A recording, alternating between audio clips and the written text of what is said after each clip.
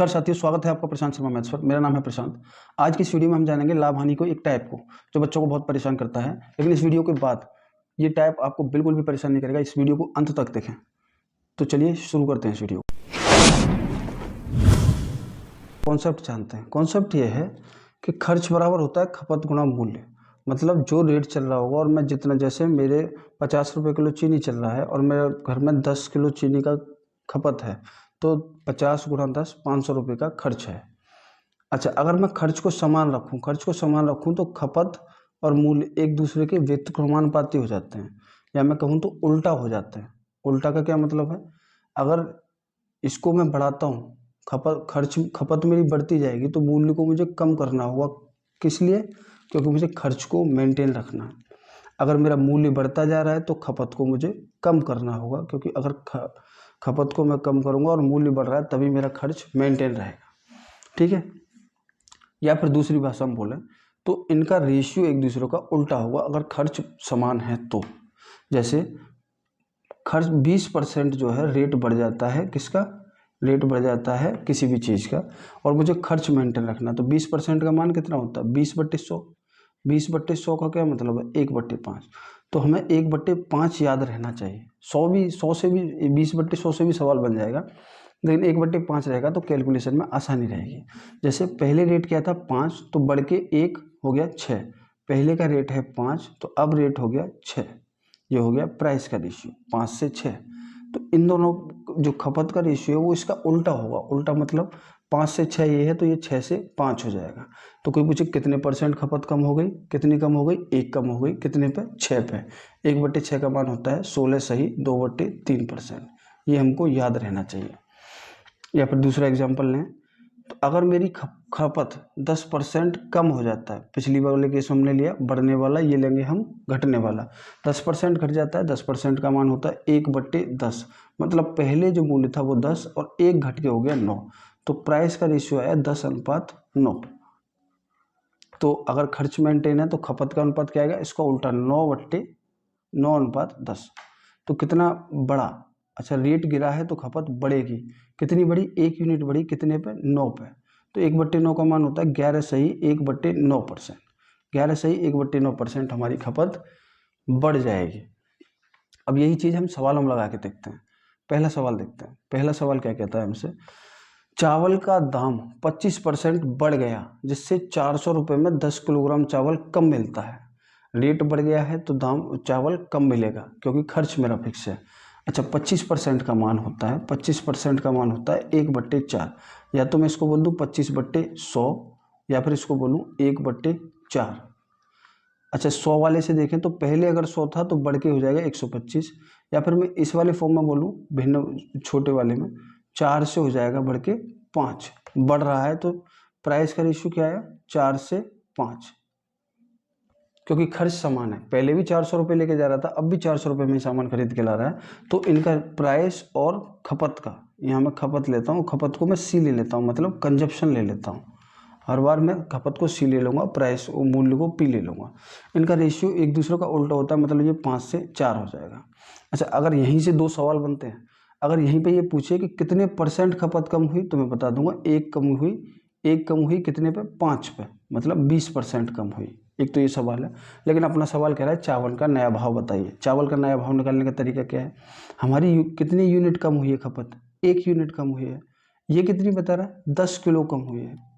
तो 1 यूनिट का मान 10 किलो। 1 यूनिट का मान 10 किलो मतलब 5 यूनिट का मान 50 किलो। 50 किलो और 4 यूनिट का मान 40 किलो। मतलब पहले 400 रुपये में 50 किलो सामान लाता था, अब ला पाता हूँ 40 किलो, क्योंकि मेरा रेट बढ़ गया और खर्च को मुझे मेंटेन रखना है। तो चावल का नया भाव पूछ रहा है, तो नया भाव तो यही है। नया पहले 50 किलो ला रहा था, अब 40 किलो ला रहा है। 400 रुपये में कोई आदमी 40 किलो ही सामान लेके आ पाता है। 400 रुपये में 40 किलो सामान लेके आ पाता है, मतलब ये इसका 10 गुना है। तो 10 रुपये किलो उसका सामान रहा होगा, 10 रुपये किलोग्राम। यही हो गया नया भाव। पुराना भाव अगर हमसे पूछा जाए तो 400 रुपये में कोई आदमी 50 किलो सामान ले आता है, तो एक जीरो से एक जीरो कट गया, 5 से ये 8 बार कट गया। मतलब पुराना भाव था 8 रुपये किलो। पुराना भाव 8 रुपये किलो, नया भाव 10 रुपये किलो। ऑप्शन में ये दोनों में से आंसर नहीं है, ऑप्शन में कुछ गड़बड़ी है, लेकिन रेट और तरीका यही रहेगा। अगला सवाल देखते हैं। मैदा 10% महंगा हो गया, जिससे 440 रुपये में 2 किलोग्राम कम मैदा मिलता है, तो पुराना भाव बताइए। 10% का मान बताइए सबसे पहले। 10% का मान होता है सर, 10% का मान होता है 1/10। मतलब पहले अगर 10 था रेट, तो अब कितना हो जाएगा 11। या फिर 10% का मान 10/100 में लगाऊं, तो पहले रेट था 100, तो अब हो गया 110।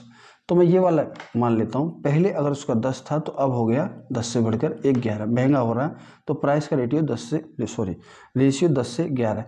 कंजप्शन का रेशियो क्या हो जाएगा, इसका उल्टा।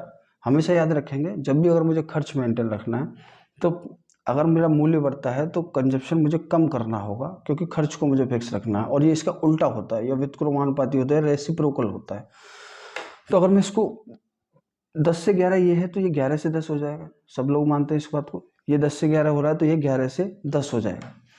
यहीं से अगला सवाल क्या है कि कितने % कम हो गया, तो 1 कम हो गया सर। 11 से 10 हुआ तो 1 कम हो गया, कितने पे, 11 पे। 1/11 के बाद 9 सही, 1/11%। अगर परसेंट में उत्तर पूछता है तो, लेकिन हमारा तो कुछ और पूछ रहा है तो पुराना भाव बताइए। हमारा सर कितना यूनिट कम हुआ है, 1 यूनिट कम हुआ है, 1 यूनिट, और इनके हिसाब से 2 किलोग्राम। इन्होंने बताया कि 2 किलोग्राम कम हुआ है, मैं कह रहा हूँ 1 यूनिट कम हुआ है, तो मतलब 1 यूनिट का मान 2 किलोग्राम के बराबर है, तो 11 यूनिट का मान 22 किलोग्राम के बराबर है, 10 यूनिट का मान 20 किलोग्राम के बराबर है। पुराना भाव पूछ रहा है, मतलब ये वाला पुराना भाव है। 440 रुपये में, 440 रुपये में कोई आदमी 22 किलो सामान खरीद लाता है, इसका मतलब ये इससे कटा 20 बार। इसका मतलब पुराना भाव 20 रुपये प्रति किलोग्राम रहा था। 20 रुपये। अच्छा, अगर ये किसी को नहीं समझ में आ रहा है, तो आप ऐसे समझिए कि अगर आप 100 रुपये लेके जाते हैं और 2 किलो चीनी लाते हैं, तो इसका मतलब क्या है, 50 रुपये किलो चीनी चल रही है। मतलब जितना पैसा हम खर्च करते हैं और जितना अमाउंट हम लेके आ रहे हैं, उसकी उसमें भाग देते हैं, तो भाव पता चल जाता है। ठीक है सर। अगला सवाल देखते हैं। एक वस्तु 20% सस्ती हो जाने की वजह से 500 रुपये में 5 किलो अधिक मिलती है। 20% का मान, 20% का मान हम पहले ही जान चुके हैं। 20% का मान होता है 1/5। 1/5। इसका क्या मतलब है कि 20% सस्ती होना मतलब रेट कम हो रहा है। मतलब पहले अगर 5 था तो घट के 1 घट जाएगा, उसमें से कितना हो जाएगा, 4। तो अगर पहले 5 था तो अब हो जाएगा 4। ये हो गया प्राइस का रेशियो। कंजप्शन का रेशियो 4 से 5, उल्टा हो जाएगा इसका। पूछ रहा है मेरे हिसाब से 1 यूनिट फालतू मिलता है, ये बता रहा है 5 किलोग्राम फालतू मिलता है। 1 यूनिट का मान 5 किलोग्राम, तो 4 यूनिट का मान 20 किलोग्राम, और 5 यूनिट का मान 25 किलोग्राम। वस्तु को पहले किस दर पर बेचा जा रहा था, पहले मतलब 20 किलोग्राम ला रहा था मैं। 500 रुपये में अगर कोई आदमी 20 किलो चीज़ लाता है, 1 जीरो से 1 जीरो गया, 2 से 50 कटा 25 बार, तो पुराना रेट क्या था, 25 रुपये प्रति किलोग्राम, जो कि ए मेरा उत्तर है। अगला सवाल देखते हैं। चीनी का भाव 25% घट गया। 25% का मान, 25% का मान होता है सर 1/4। 1/4 घट गया, मतलब पहले 4 था, घट के 1 घट गया, तो 3 हो गया।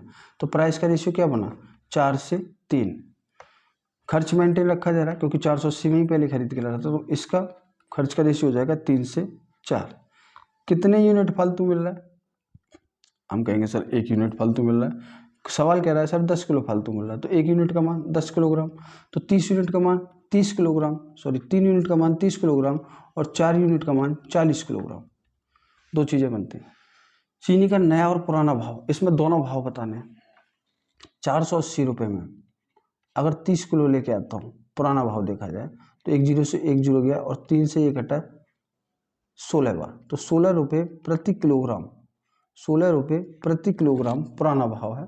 नया भाव अगर देखा जाए 480 रुपये में ही कितना खरीद के ला पाता हूँ, नए में 40 किलो। 40 किलो खरीद के लाता हूँ, तो 1 जीरो से 1 जीरो घट गया, ये बना 12 रुपये प्रति किलोग्राम। ठीक है सर। पुराना भाव चीनी का, नया भाव तो है 12 रुपये प्रति किलोग्राम, और पुराना भाव है 16 रुपये प्रति किलोग्राम।